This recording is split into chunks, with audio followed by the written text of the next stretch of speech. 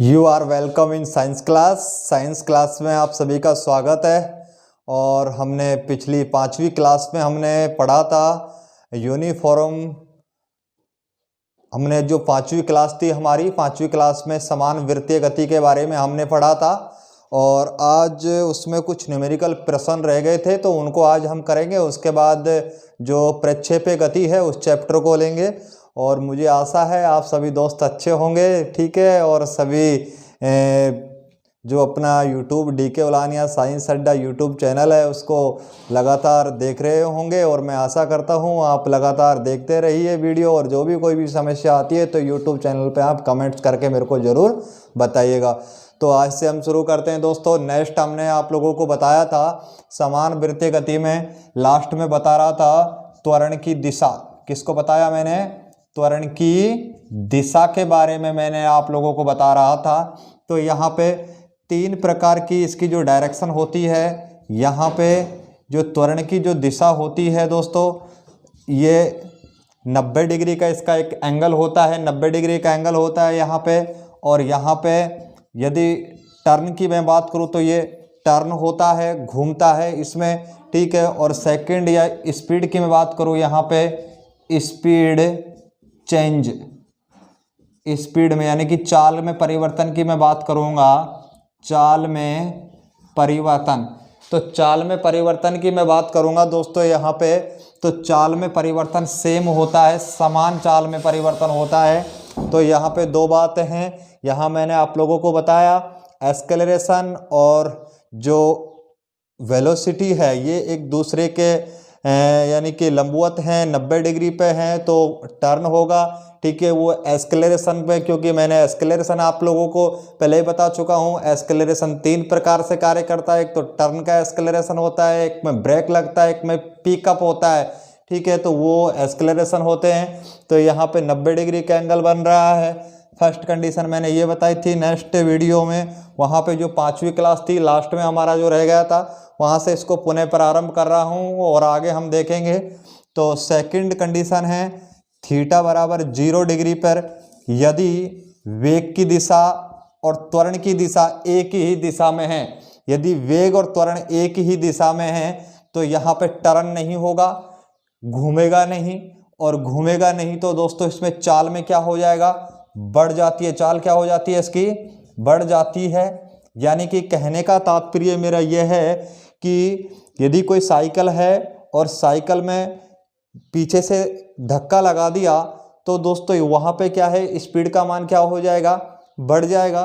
तीसरा कंडीशन है यहाँ पे आता है यदि इधर की साइड को तो एक्सेलरेशन होता है, इधर की साइड को होता है आपका यानी कि स्पीड होता है, इसका वेलोसिटी होता है। ये थीटा बराबर कितना है, 180 डिग्री है। थीटा बराबर कितना होगा, 180 डिग्री है। तो यहाँ पे भी टर्न नहीं होगा और यहाँ पे टर्न नहीं होगा तो चाल में क्या हो जाएगा, कमी हो जाएगी। चाल में क्या हो जाती है, कमी हो जाती है। तो दोस्तों कहने का तात्पर्य मेरा यह है जो त्वरण की जो डायरेक्शन होती है 3 प्रकार की होती है। यदि थीटा बराबर 90 डिग्री पे है, कोण V और एक्सेलरेशन एक दूसरे के 90 डिग्री पे रखे हुए हैं तो ये घूमेगा, ठीक है। यानी कि समान वृत्तीय गति पर लागू होता है ये चीज़। और इसमें स्पीड सेम होती है। यहाँ पे थीटा बराबर 0 डिग्री है तो यहाँ पे एक्सेलरेशन और वेग एक ही दिशा में है तो टर्न नहीं होगी, स्पीड का मान बढ़ जाएगा। और यदि थीटा का मान 180 डिग्री है यानी कि ब्रेक लग रहा है, जैसे फॉर एग्जांपल मैं बात करूं साइकिल है और साइकिल को पीछे से कैरियर को उसको खींचा तो यानी कि 180 डिग्री का एंगल बनेगा। और 180 डिग्री का एंगल बनेगा तो टर्न क्या होगा, कुछ भी नहीं होगा। और इसकी चाल में क्या हो जाएगी, कमी हो जाएगी। तो यहाँ पे ब्रेक का एक्सेलरेशन होता है, यहाँ पे पिकअप का एक्सेलरेशन होता है, यहाँ पे टर्न का एक्सेलरेशन होता है। यह बात आपको ध्यान रखनी है। ये मैं आपको बता चुका हूँ पिछली क्लास में, 5वीं क्लास में। आज हमारी जो 6वीं क्लास है उसमें प्रक्षेपीय गति के बारे में हम पढ़ेंगे। तो थोड़ा सा इसको देख लेते हैं। इसके 2 न्यूमेरिकल प्रश्न हैं, उनको भी मैं आपको बता देता हूँ एग्जाम में कैसे न्यूमेरिकल प्रश्न पूछे जाते हैं। तो दोस्तों यहाँ पे इसका स्क्रीनशॉट भी आप मार सकते हो, ठीक है। एक बार मैंने आपको बता दिया, देख सकते हो इसको। तो मैं इसको रब करता हूँ।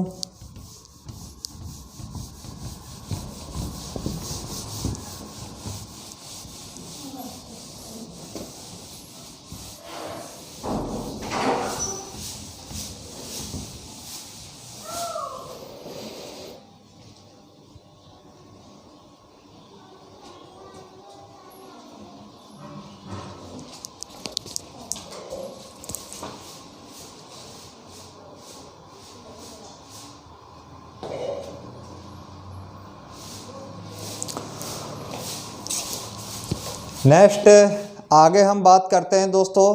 यहाँ पे नेक्स्ट बात आती है, कुछ न्यूमेरिकल प्रश्न बनते हैं यहाँ पे, वो देखते हैं कि किस प्रकार न्यूमेरिकल प्रश्न बनेंगे। यहाँ पे मैंने आप लोगों को बताया ये कोई ज़मीन है, यहाँ पे ये कोई ज़मीन है और इसके ऊपर कोई व्यक्ति खड़ा हुआ है, ये कोई व्यक्ति है और ये 30 मीटर प्रति सेकंड की स्पीड से किसी पत्थर को ऊपर की ओर फेंकता है। किसी पत्थर को 30 मीटर प्रति सेकंड की रफ्तार से ऊपर की ओर फेंकता है, तो यहाँ पे इस पत्थर की स्पीड कितनी हो जाती है? 0 मीटर प्रति सेकंड हो जाती है। और इसमें टोटल जो समय लगा है, टाइमिंग लगा है, वो कितना सेकंड का लगा है? 3 सेकंड का। तो एक बार फिर पुनः इस न्यूमेरिकल को देखेंगे दोस्तों। तो ये यहाँ पे कोई ज़मीन है, इस पे कोई व्यक्ति खड़ा है और उसने क्या है, पत्थर को ऊपर, यानी कि प्रारंभिक वेग उसका क्या है? v1 तो क्या है? 30 मीटर प्रति सेकंड है इसका स्पीड। v1 स्पीड कितना है? 30 मीटर प्रति सेकंड। और v2 स्पीड कितना है इसका? 0 मीटर प्रति सेकंड है। और समय कितने लगा इसमें? 3 सेकंड का समय लगा है। तो मुझे इसमें एक्सेलरेशन ज्ञात करना है। एक्सेलरेशन का डायरेक्शन भी बताना है, त्वरण का डायरेक्शन भी बताना है। तो दोस्तों मैं त्वरण का यहाँ पे डायरेक्शन बताऊंगा तो फॉर्मूला होता है डेल्टा बी बटा टी। तो एक्सेलरेशन ए बराबर डेल्टा बी का मान क्या होता है? 30 माइनस 0 बटा, यहाँ टी की जगह क्या कर दूंगा? 3 कर दूंगा। तो यहाँ पे 30 बटा क्या आ जाएगा? सॉरी, यहाँ पे टोटल यानी कि चेंजेज, इसमें जो परिवर्तन होगा 30 का होगा। 30 बटा कितना आ जाएगा? 3 आ जाएगा। और यहाँ पे कितना आ जाएगा? 10 मीटर बटा सेकंड स्क्वायर। ये एक्सेलरेशन है। और एक्सेलरेशन की डायरेक्शन हमें बतानी पड़ेगी, कहाँ है? नीचे की ओर एक्सेलरेशन होता है। कहाँ है? क्योंकि एक सदिश राशि है तो इसे हम यानी कि बताना पड़ेगा। तो इसका एक्सेलरेशन कहाँ होगा? नीचे की ओर इसका त्वरण होगा। तो यहाँ पे मैं कह सकता हूँ, तो यहाँ पे ब्रेक यानी कि एक्सेलरेशन नीचे की ओर लग रहा है। 10 मीटर प्रति सेकंड स्क्वायर का एक्सेलरेशन लग रहा है। ये ब्रेक का एक्सेलरेशन है। किसका एक्सेलरेशन है? ब्रेक का एक्सेलरेशन इसमें हम कह सकते हैं। तो ये एग्जाम्पल है, इस प्रकार के आपसे उदाहरण एग्जाम में पूछे जाएंगे। नेक्स्ट आपसे प्रश्न पूछेगा, नेक्स्ट एग्जाम्पल की मैं बात करूँगा। एक बार इसको नोट करना चाहते हैं छात्र तो आप इसको नोट कर सकते हो।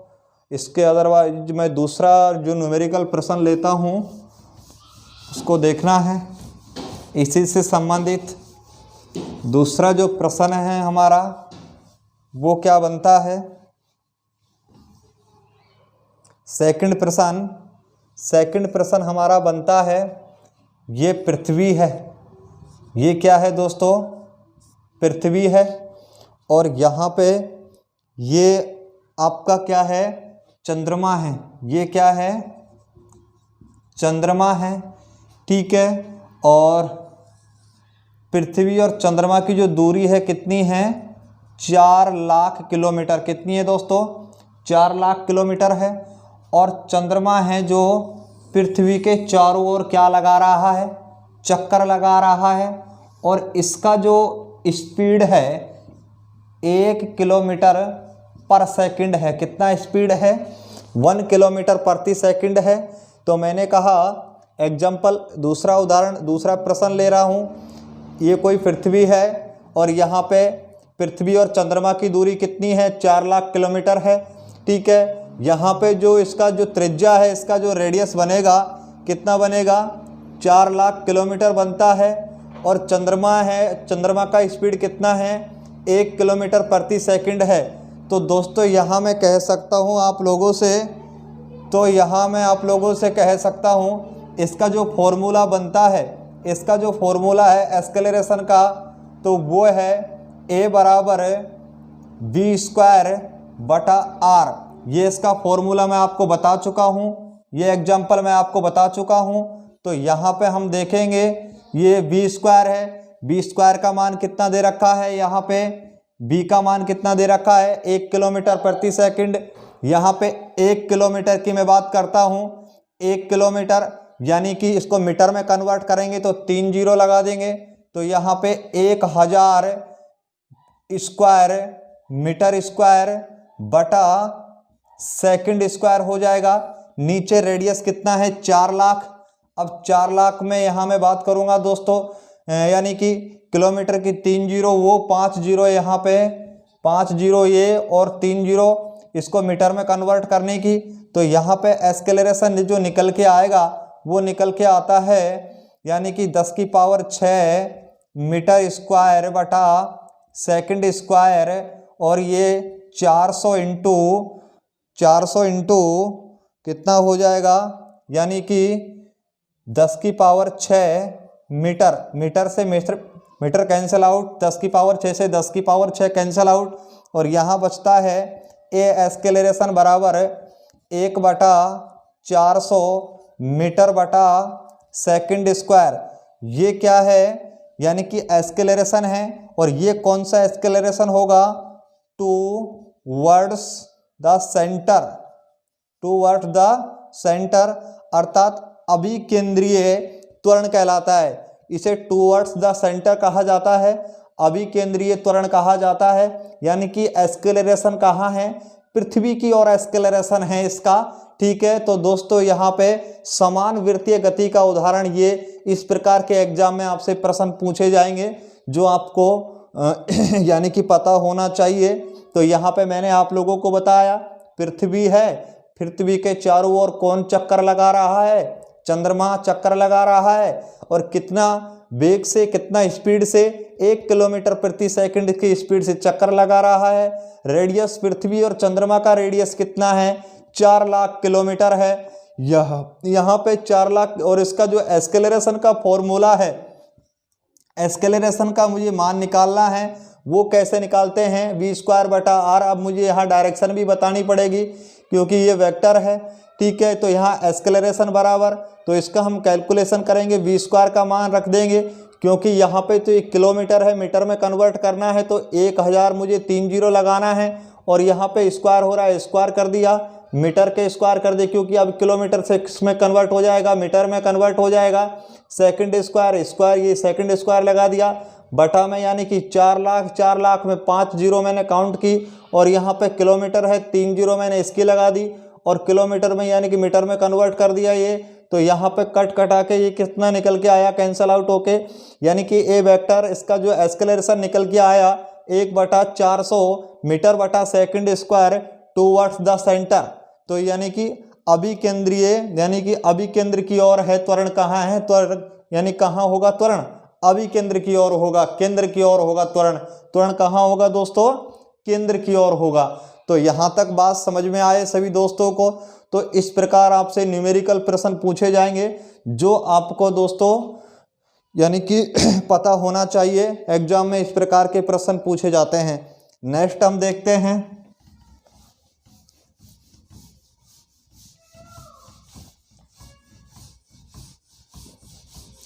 नेक्स्ट आगे आपसे प्रश्न पूछे जाएंगे त्वरण से संबंधित, जैसे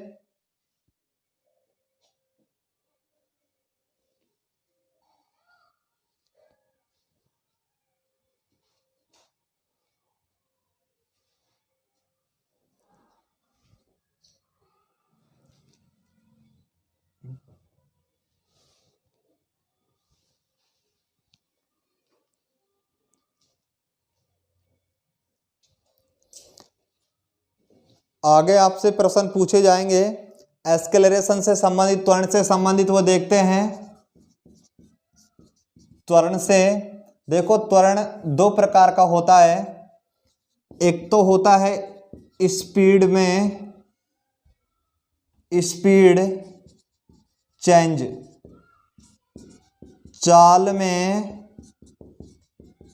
परिवर्तन, चाल में परिवर्तन का त्वरण। सेकंड वाला होता है, इसे बोलते हैं डायरेक्शन चेंज, यानी कि दिशा में परिवर्तन। इसे क्या बोला जाएगा? डायरेक्शन चेंज, दिशा में परिवर्तन। अब यहाँ चाल में परिवर्तन होता है, जैसे मैंने उदाहरण एक कोई पत्थर लिया और पत्थर को मैंने ऊपर की ओर फेंका तो त्वरण का मान क्या हो जाएगा? कम हो जाता है। यहाँ पे कोई पत्थर है, ऊपर से नीचे आता है तो त्वरण का मान क्या हो जाता है? बढ़ जाता है। क्या हो जाता है दोस्तों? बढ़ जाता है। और यहाँ पे दोस्तों 0 डिग्री या 180 डिग्री पर ये जो एक्सेलरेशन लागू होता है 0 डिग्री पे या 180 डिग्री पे लागू होता है। और इस प्रकार के एक्सेलरेशन को क्या बोला जाता है? इसको बोला जाएगा स्पर्श रेखीय त्वरण कहा जाता है। एग्जाम में पूछा जाता है कि स्पर्श रेखीय त्वरण किसे कहा जाएगा? तो स्पीड में जो चाल में परिवर्तन होगा, कम या ज़्यादा, चाल कम या ज़्यादा हो जाती है और वो 0 डिग्री या 180 डिग्री पर होती है तो उसे स्पर्श रेखीय त्वरण कहा जाता है। क्या कहा जाता है? स्पर्श रेखीय त्वरण। डायरेक्शन में मैं परिवर्तन की मैं बात करूंगा दोस्तों। यहाँ पे टर्न का क्या होगा? एक्सेलरेशन होगा।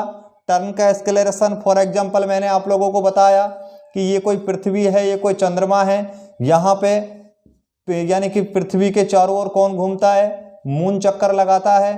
ठीक है, तो चक्कर लगाएगा तो यहाँ पे एक एंगल क्रिएट होता है, तो वो एंगल कितने डिग्री का बनेगा? 90 डिग्री का। और इस प्रकार का जो त्वरण होता है इसे बोला जाता है अभिकेंद्रीय त्वरण। क्या कहा जाता है? अभिकेंद्रीय त्वरण कहा जाता है। क्या कहा जाएगा दोस्तों? अभिकेंद्रीय त्वरण। तो आपसे एग्जाम में इस प्रकार के प्रश्न भी पूछे जाते हैं त्वरण से। त्वरण यानी कि स्पीड में चेंज, चाल में परिवर्तन। दूसरा डायरेक्शन में, यानी कि इसका जो स्पीड चेंज और इसका दूसरा डायरेक्शन चेंज हो जाता है। चाल में परिवर्तन होता है, यहाँ पे दिशा में परिवर्तन होता है। यहाँ पे यानी किसी पत्थर को नीचे से ऊपर की ओर फेंकेंगे तो स्पीड कम होगी, और यानी कि स्पीड कम होगी तो एक्सेलरेशन का मान कम होगा। और यहाँ पे किसी चाल को ऊपर से नीचे फेंकेंगे तो क्या हो जाएगा?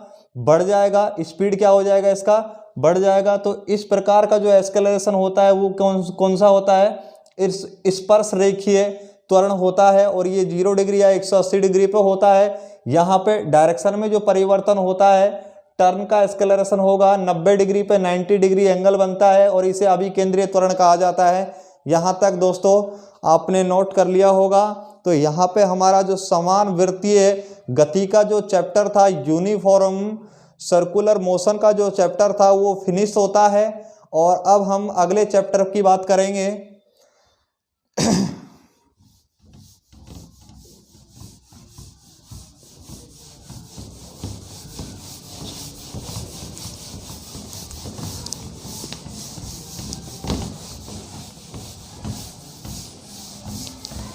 अगला चैप्टर होगा हमारा नेक्स्ट, प्रक्षेपीय गति। कौन सा होता है दोस्तों? प्रक्षेपीय गति। द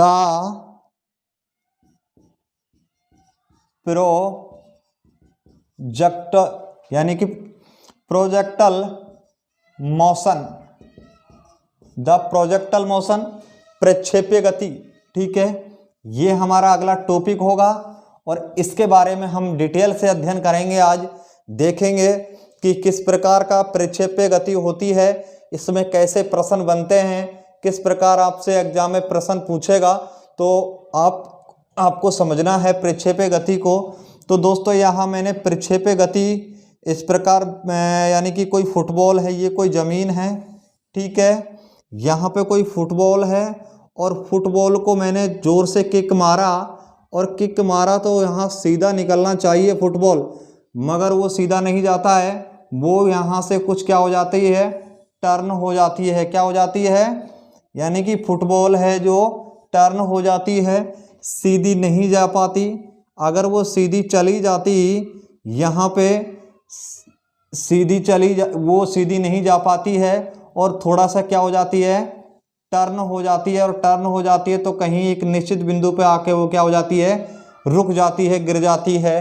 तो यहाँ पे यहाँ से यहाँ तक जो दूरी होगी इसे तो बोला जाता है हाइट, यानी कि कितनी लास्ट ऊंचाई पे गई है। यानी किसी प्रक्षेप्य का मतलब होता है किसी वस्तु को फेंकना, ठीक है, किसी पत्थर को कहीं फेंकना, किसी भी ऊंचाई से, जमीन से फेंकना, कहीं से भी आप फेंक सकते हो। तो फेंकने की जो चीज होती है, किस एंगल से हम उसे फेंक रहे हैं, ठीक है, तो कितना उसका वेग दे रहे हैं, तो वो सारी चीजों के बारे में हम अध्ययन करेंगे।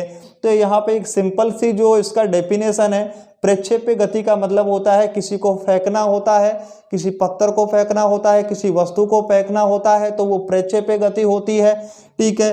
तो मैंने यहाँ फुटबॉल को किक मारा तो यहाँ पे हाईएस्ट ऊंचाई उसका कितना है, h है, और इसका जो लास्ट जो परास आया r, ये इसका क्या होता है, परास होता है, रेंज होता है, इतनी दूरी पे ये गया है। यहाँ पे कोई न कोई एक एंगल बनता है कि कितना डिग्री का कोण बना है, ठीक है, ये क्या होता है, इसका एंगल होता है। नेक्स्ट आपसे प्रश्न पूछेगा, उसका कुछ प्रारंभिक वेग भी होगा, जब किक मारिए तो उसका प्रारंभिक वेग क्या है, v है। यहाँ उसका प्रारंभिक वेग क्या है, v है। और यहाँ प्रारंभिक वेग से लास्ट यहाँ तक पहुँचने में कुछ उसमें उड़ान में समय भी लगा होगा, उसे t बोला जाता है। और यहाँ से ऊपर से नीचे की ओर इसमें कुछ गुरुत्व त्वरण लगता है जिसे स्मॉल g बोला जाता है, ठीक है। ऊपर से नीचे की ओर इसमें क्या लगता है, त्वरण लगता है, तो वो क्या होती है, स्मॉल g है। तो इन सब चीज़ों के बारे में हम अध्ययन करेंगे। तो सबसे पहले यहाँ मैं बात करता हूँ फर्स्ट नंबर पे, यहाँ पे h क्या है, h है ऊंचाई, यानी कि अधिकतम ऊंचाई, अधिकतम ऊंचाई, h क्या है दोस्तों, अधिकतम ऊंचाई है। सेकंड r क्या है, यहाँ पे रेंज है, यानी कि परास है, कितना फुटबॉल है जो कितना दूर गई है, ठीक है, कितनी दूरी उसने गेन की है, वो परास होती है।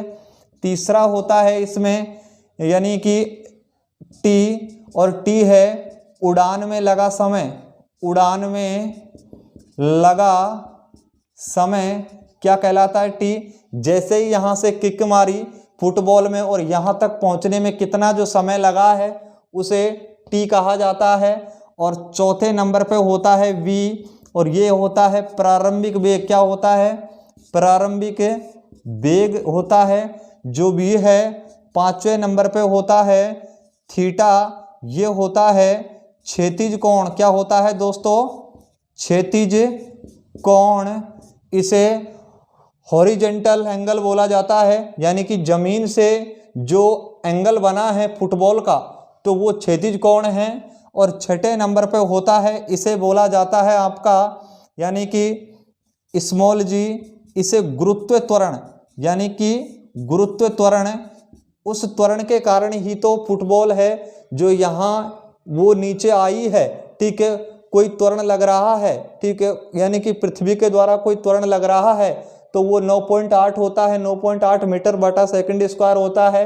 लेकिन जो वैल्यू हम न्यूमेरिकल प्रश्न करते हैं तो वहाँ 10 मीटर प्रति सेकंड स्क्वायर भी लेते हैं, तो वो नीचे की ओर लगता है। तो दोस्तों ये जी गुरुत्व त्वरण होता है। तो इस प्रकार यहाँ पे ये वैल्यू है। तो ये तो मैंने आपको इसका एक मोटा मोटा यानी कि आपको मोटा मोटा आइडिया सा बताया है। तो यहाँ पे h क्या है, अधिकतम हाइट है, r क्या है, रेंज परास है इसकी, t क्या है, उड़ान में लगा समय है, v है प्रारंभिक वेग, थीटा है क्षैतिज कोण, g है गुरुत्व त्वरण होता है। तो ये प्रक्षेप गति है, ये फुटबॉल है और फुटबॉल को जमीन से किक मारा है तो इसने हाइट h गेन की है और यहाँ पे एंगल थीटा बना है और इसकी परास कितना है, r है, और इसका जो टाइमिंग लगा है यहाँ से यहाँ पहुँचने में कितना लगा है, t लगा है, और इसका एंगल यानी कि जमीन से थीटा कोण बना है और ऊपर से एक गुरुत्व त्वरण लगता है जिसे क्या बोला जाता है, g बोला जाता है। अब देखो इनमें इन तीन का मान तो दिया हुआ होता है और इनकी वैल्यू हमें पूछता है एग्जाम में। ये तीन की वैल्यू तो हमें दी हुई होती है और इन तीनों का मान पूछता है। तो इनके कुछ फॉर्मूले होते हैं, इनके कुछ सूत्र होते हैं, उनको हम देखते हैं दोस्तों किस प्रकार के इनके जो सूत्र हैं तो उनके बारे में हम देखेंगे। एग्जाम में आपसे प्रश्न यानी कि इनके सूत्रों के बारे में भी पूछा जाता है। तो पहला होता है H बराबर B square sine square theta बटा 2g। दूसरा होता है R B square sine 2 theta बटा जी। तीसरा होता है यहाँ पे टाइमिंग का 2b साइन थीटा बटा जी। ये इनके फॉर्मूले हैं जो आपको याद करने हैं। तो ये तो क्या होते हैं, वेरिएबल होते हैं, v है, थीटा है, ठीक है दोस्तों, ये आपको ध्यान रखने हैं। यानी कि इनका मान अब ऐसा नहीं कि निश्चित मान होता है, एंगल का मान भी घट बढ़ सकता है, b का मान भी घट बढ़ सकता है, ठीक है, लेकिन g है गुरुत्व त्वरण, उसका मान निश्चित होता है।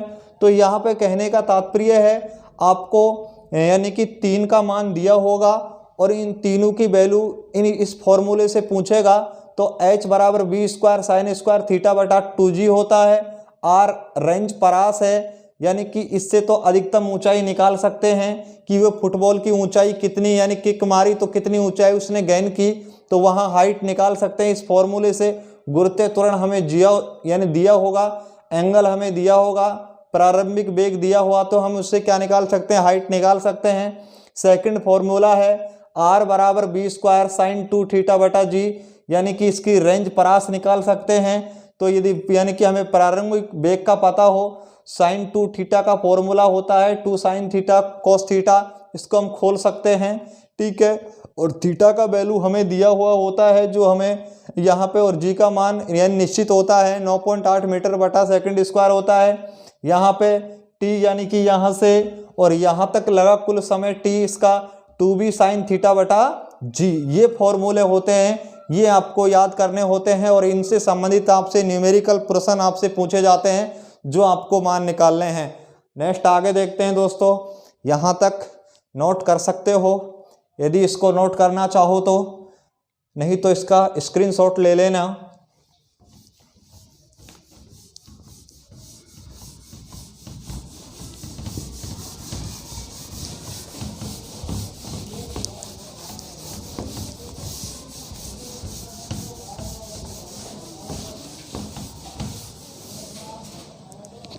नेक्स्ट प्रक्षेपीय गति में ही हम बात करेंगे। प्रक्षेपीय जो गति होती है उसी में हम बात कर रहे हैं दोस्तों, प्रोजेक्टल मोशन में ही बात कर रहे हैं।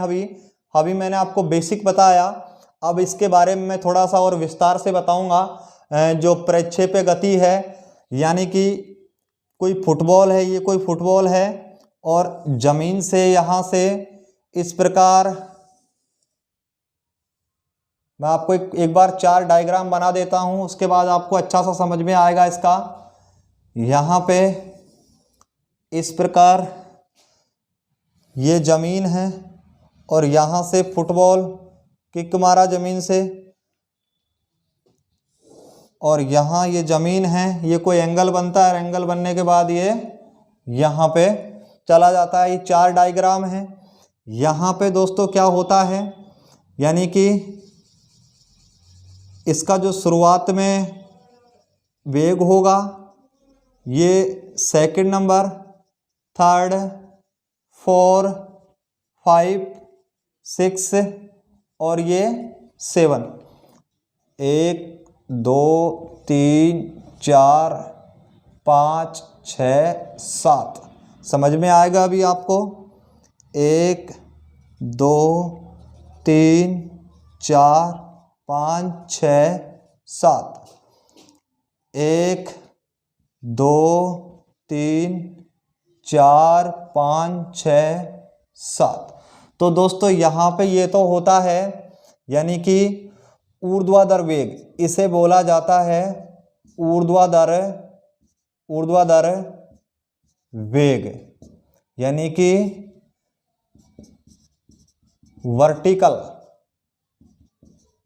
वेलोसिटी, क्या बोला जाता है इसे? Vertical velocity. यहाँ पे मान लिया 30 है, यहाँ पे मान लिया 20 है, यहाँ पे मान लिया 10 है, और टॉप पॉइंट पे कितनी है? 0। उसके बाद फिर घटने लग जाती है। यहाँ पे 10 है, यानी कि यहाँ पे 10 है, यहाँ पे 10 है, यहाँ पे 20 है, और इस पॉइंट पे कितना है? 30। तो ये तो ऊर्ध्वाधर वेग है, वर्टिकल वेलोसिटी है। यहाँ पे दोस्तों, यहाँ पे हम देखते हैं, यहाँ पे अब इस प्रकार जो इसका जो वेग है इसे बोलते हैं हॉरिजेंटल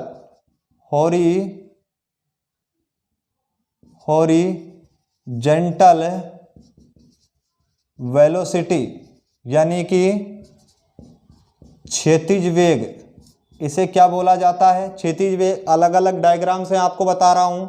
यहाँ पे मान के चलो 40 है, यहाँ पे भी क्या होगा? 40, यहाँ पे भी क्या होगा? 40, यहाँ पे भी क्या होगा? 40, यहाँ पे भी क्या होगा? 40, यहाँ इस बिंदु पे भी क्या होगा? 40, और इस बिंदु पे भी क्या होगा? 40 है। यहाँ पे देखते हैं, यहाँ पे आता है नेट वेलोसिटी। क्या आता है दोस्तों? Net velocity. अब नेट वेलोसिटी निकालने का जो फॉर्मूला है, यहाँ पे वर्टिकल वेलोसिटी है, यानी कि ये एक्स अक्ष पे है, यानी कि ये ऊपर की ओर इसका वेग है, तो इसे vy से डिनोट कर दूंगा। ये एक्स अक्ष पे है, तो इसे मैं vx से डिनोट कर दूंगा। तो यहाँ पर नेट वेलोसिटी निकालने का जो फॉर्मूला होता है वो क्या है? b बराबर, यानी कि पाइथागोरस लगा देंगे, vx square plus vy square, और इसका रूट कर देंगे। तो अब हमें इसका मान निकालना है, यानी कि नेट वेलोसिटी का मान निकालना है। ऊर्ध्वाधर वेग और हॉरिजॉन्टल और वर्टिकल वेलोसिटी दोनों से निकालना है। 30 का स्क्वायर करूँगा 900 हो जाएगा, 40 का स्क्वायर करूँगा तो कितना हो जाएगा? यहाँ पे 40 का 1600, तो और ये 30 का कितना हो जाएगा? 900। 30 का कितना हो जाएगा? इसको बंद कर दो। 30 का कितना हो जाएगा? 900 हो जाएगा। 40 का कितना हो जाएगा? 1600 हो जाएगा। तो यहाँ पे कितना होता है आपका? यहाँ पे आता है आपका दोस्तों 50। कितना आता है? 50 आता है। उसके बाद यहाँ पे 20 का करेंगे, और उसके बाद किसका करेंगे? यानी कि 40 का करेंगे। तो 20 का 400, 40 का कितना होगा? 1600, यानी कि रूट 2000। कितना हो जाएगा? रूट 2000। उसके बाद कितना आ जाएगा? रूट 1700। उसके बाद 10 का स्क्वायर करेंगे 100, 40 का करेंगे यानी कि 1600 और 100 1700, और उसके बाद फिर यहाँ पे 0 का फिर 40 का करेंगे तो 40 ही आएगा। और यहाँ पे अब इसको घटते हुए क्रम में कर देते हैं 1700 रूट 2000, और यहाँ पे क्या होगा दोस्तों? यहाँ पे होता है 50। क्या होता है? 50 होता है। इसी प्रकार दोस्तों यहाँ पे क्या है?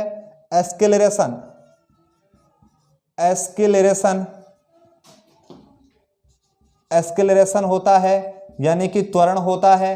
अब त्वरण की मैं बात करूंगा तो त्वरण नीचे की ओर, यानी कि यहाँ पे त्वरण नीचे की ओर, सब बिंदुओं पर त्वरण नीचे की ओर होता है, समान होता है। 10 मान लो, यहाँ पे 10 मीटर प्रति सेकंड स्क्वायर, 10 मीटर प्रति सेकंड स्क्वायर और 10 मीटर प्रति सेकंड स्क्वायर।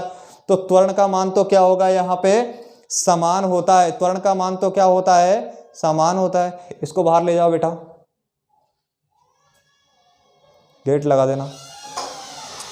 तो दोस्तों यहाँ पे त्वरण का मान तो क्या होता है? समान होता है, यानी कि यह एक्सेलरेशन का मान तो यहाँ पे क्या होगा? समान होगा। और इसमें तो दोस्तों यहाँ पे अब आपसे प्रश्न पूछे जाते हैं। एग्जाम में प्रश्न कैसे पूछेंगे? जो प्रक्षेपीय गति है उसमें एक्सेलरेशन का मान होता है तो समान होता है, निश्चित मान होता है। यहाँ आपको इस प्रकार प्रश्न पूछेगा। नेक्स्ट आपसे प्रश्न पूछेगा कि प्रक्षेपीय गति में वर्टिकल वेलोसिटी का मान क्या होता है? तो आपको आंसर देना है चेंज होता है। क्या होता है? चेंज, परिवर्तन होता है।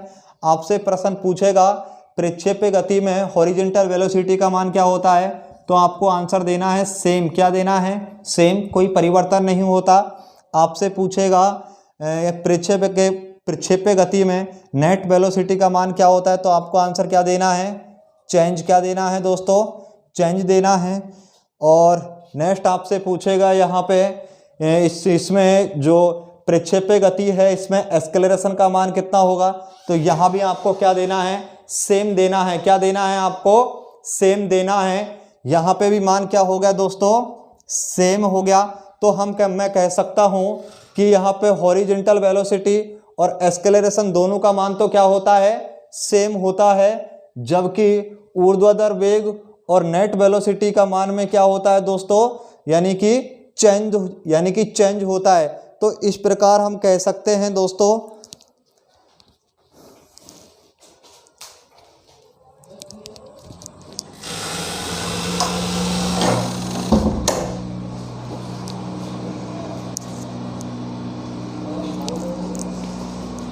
यहाँ पे इस प्रकार हम कह सकते हैं ऊर्ध्वाधर वेग और इसका जो नेट वेलोसिटी है इसका मान तो क्या होता है दोस्तों? चेंज होता है। और हॉरिजॉन्टल वेलोसिटी और एक्सेलरेशन है इसके मान में कोई चेंजेज नहीं होता, इसका मान क्या होता है दोस्तों? सेम होता है।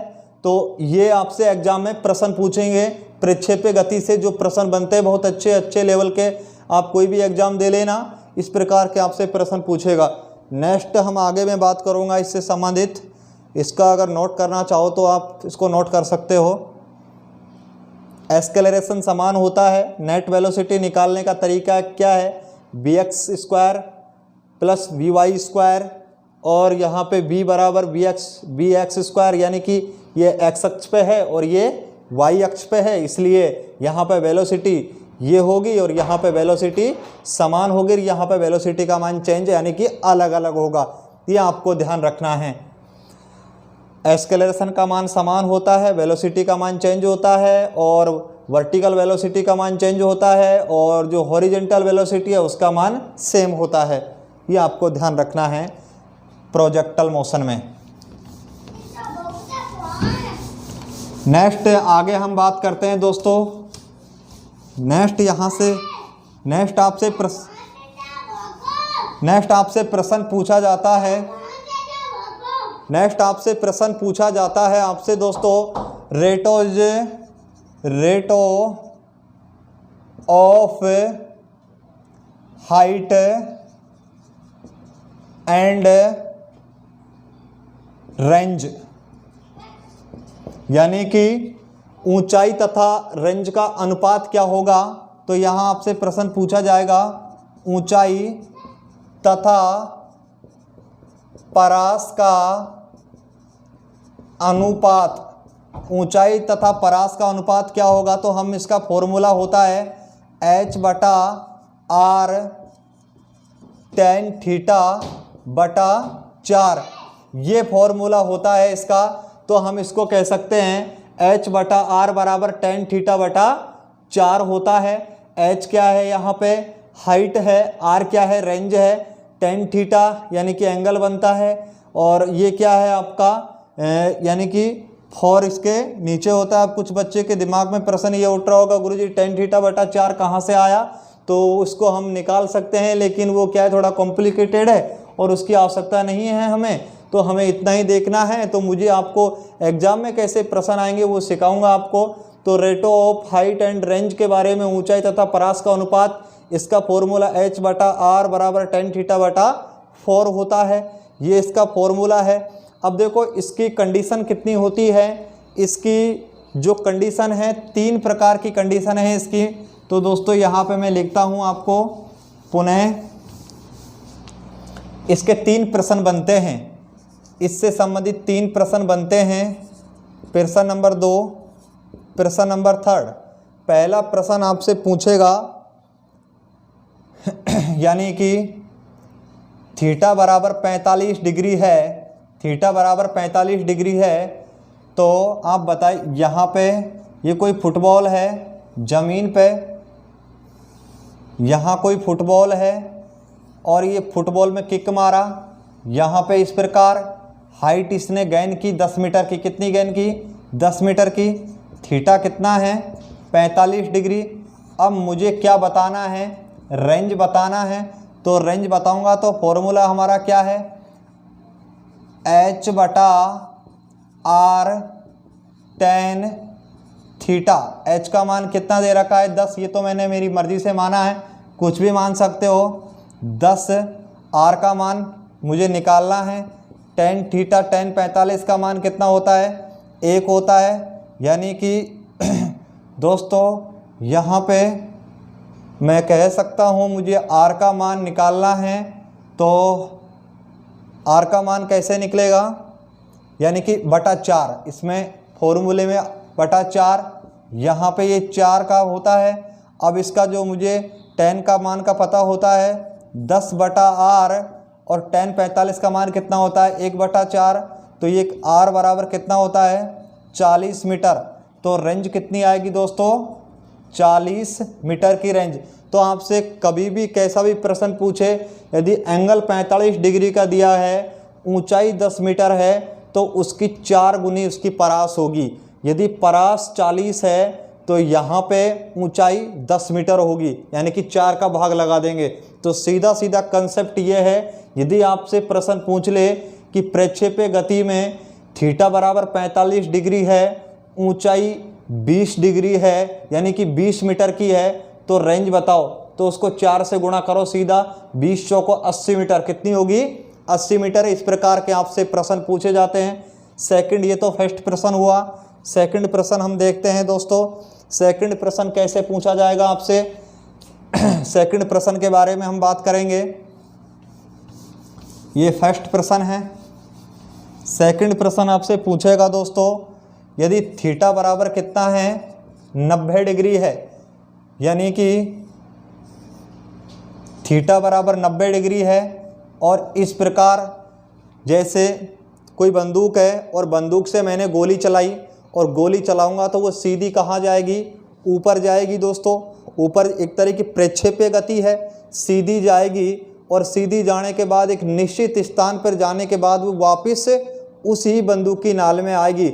यदि नाल की जगह मेरा सिर है तो जिस वेग से जाएगी उसी वेग से मेरे सिर के अंदर वो धंस सकती है। तो दोस्तों यहाँ आपको ध्यान रखना है कि थीटा बराबर 90 डिग्री है, तो दोस्तों यहाँ पे R का मान क्या होता है? 0। रेंज का, इसका रेंज का मान क्या होता है? 0। उसकी रेंज क्या होती है? 0। इसने कुछ हाइट गेन की है, तो फॉर्मूले में हम मान रखते हैं H बटा, ये हमारा फॉर्मूला है H बटा R tan थीटा बटा 4। तो यहाँ पे H का मान कितना होगा दोस्तों? यहाँ पे H का मान होता है, H का मान नहीं दे रखा, R का मान 0 दे रखा है। tan थीटा यानी कि tan 90 का मान क्या होता है? अनंत होता है। और यहाँ पे इसका मान भी किसी संख्या में 0 का भाग देंगे तो अनंत अनंत अनंत आएगा। तो दोस्तों कहने का तात्पर्य है कि थीटा बराबर 90 डिग्री है, तो रेंज बराबर क्या है? 0।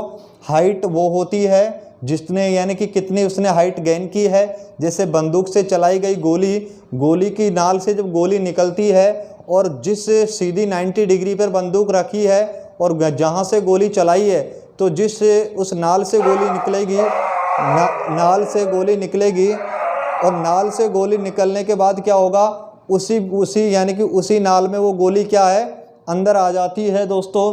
तो यहाँ पे क्या है दोस्तों? आपसे इस प्रकार का प्रश्न पूछा जाएगा।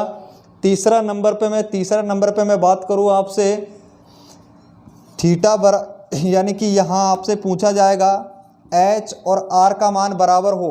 H और R का मान क्या कर दें? बराबर कर दें हम। H हाइट और R का मान क्या कर देते हैं? बराबर कर देते हैं।